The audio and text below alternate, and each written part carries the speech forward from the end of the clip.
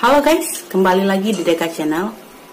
Kasus yang akan kita bahas kali ini adalah kasus yang terjadi di Bali pada tahun 2015 silam yang menimpa seorang anak perempuan berumur 8 tahun. Yap, kasus Angeline McGawe yang meregang nyawa di tangan ibu angkatnya sendiri. Oke, langsung aja kita bahas kasusnya. Cepetan.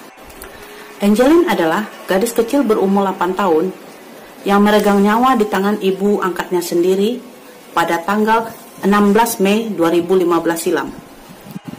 Kasus ini bermula saat keluarga dari Angeline ini membuat pengumuman di Facebook tentang kehilangan si Angeline ini. Jadi, sejak itu mata warga maya tertuju pada kasus ini. Akhirnya mereka pengen tahu terus penyelidikan kasus ini gimana, Angeline-nya udah ketemu atau belum. Akhirnya polisi ikut menyelidiki kasus ini, di mana keberadaan Angeline ini. Kasus ini juga menjadi sorotan media dari dalam maupun luar negeri waktu itu. Saking hebohnya kasus ini pada tahun 2015 silam itu. Dan tanggal 10 Juni 2015, mayat Angeline ini ditemukan di belakang rumahnya di dekat kandang ayam di bawah timbunan sampah. Kasus ini mulai terungkap ketika saat penyelidikan si ibu angkat ini tidak kooperatif dan berusaha menghalang-halangi penyelidikan kasus ini. Akhirnya pihak berwajib menyelidiki rumah yang bersangkutan dan akhirnya ditemukanlah jasad si Angeline ini di halaman belakang rumahnya. Polisi akhirnya menetapkan ibu angkat si Angeline, Margaret, dan pembantu si Angeline ini, Agus, menjadi tersangka dalam kasus ini. Margaret ini mengaku tidak pernah membunuh Angeline, tapi kesaksian Agus mengatakan lain, kalau dialah pembunuh Angeline ini. Kalau dilihat dari keterangan si Agus ini, apa yang dilakukan Margaret terhadap Angeline ini sangat-sangat sadis sekali. Menurut keterangan si Agus, Angeline ini meninggal gara-gara mendapat kekasaran dari ibu angkatnya.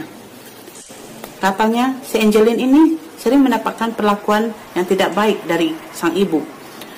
Dia sering dikasari, dipukuli, dijambak rambutnya, dan ketika kejadian naas ini menimpa dia, si Angeline ini katanya dipukul dan dibenturkan kepalanya ke lantai oleh sang ibu. Setelah si Angeline ini diketahui udah meninggal oleh si ibu ini juga tetap berusaha membuat si Angeline ini teraniaya. Tidak hanya kesaksian Agus, kesaksian dari orang yang pernah kerja di rumahnya Margaret dan orang yang pernah ngekos di rumahnya Margaret juga memberatkan ibu angkat si Angeline ini. Karena mereka mengatakan kalau si Angeline ini suka disiksa dan dipukuli oleh sang ibu kalau tidak melakukan tugas yang dia suruh. Jadi tidak hanya gara-gara keterangan si Agus, tapi keterangan yang lain juga dari saksi-saksi lain juga memberatkan si Margaret ini sehingga menjadi tersangka utama dari pembunuhan si Angeline ini.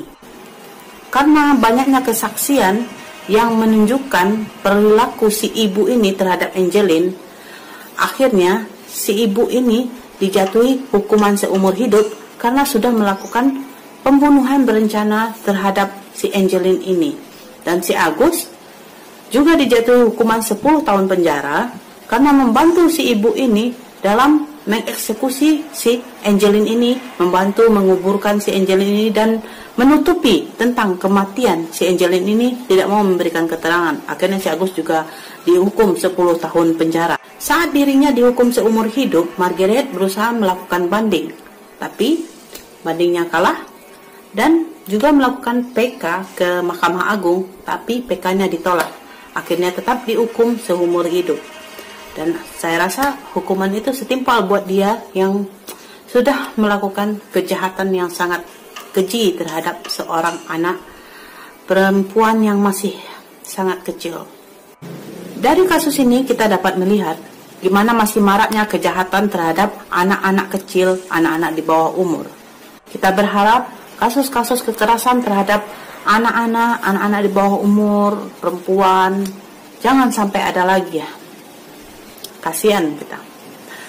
Oke, sekian dulu pembahasan kita tentang kasus Angeline yang terjadi di Bali pada tahun 2015 silam.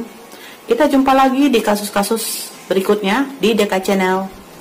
See you.